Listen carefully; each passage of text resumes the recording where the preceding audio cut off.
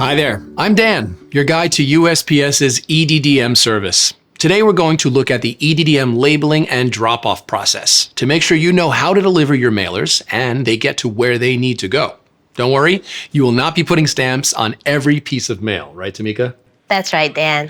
Tamika is a small business owner who uses EDDM to reach new customers all the time. Tamika, what can you tell us about your business? Well, I own a small fitness and wellness space located in Harlem. Now, we were the first of our kind in the neighborhood, so we had to use EDDM to make sure our customers knew that we were first here in the community.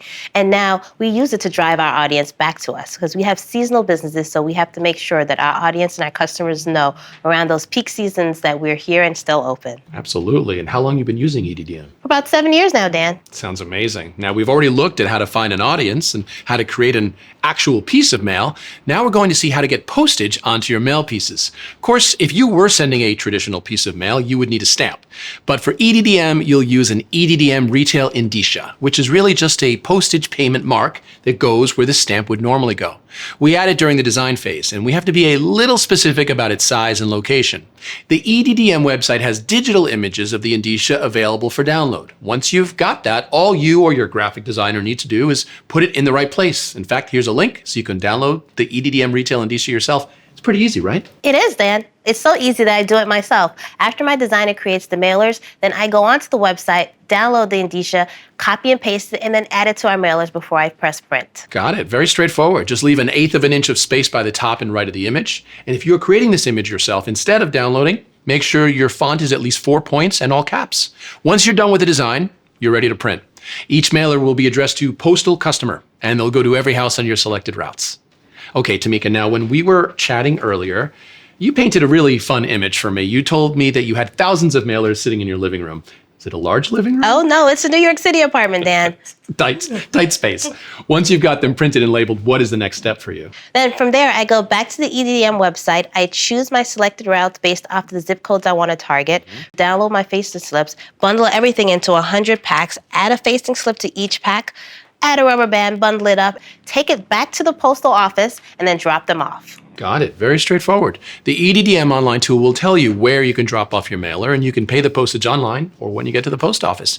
So Tamika, how exactly do you get these thousands of mailers from the living room to the post office? Well, I live in New York City, Dan, so, we walk everywhere we go. Yep. So I end up using my little blue wagon and dragging them to the post office. So the wagon gets them all there. It gets it there. Well, it's a wagon now, but when the business expands, we're going to graduate to a truck and eventually, tractor trailer, right? That's the goal. Let's say your business has several different locations, and you can't just bring a wagon over there. Or your online store maybe is open to folks outside your neighborhood.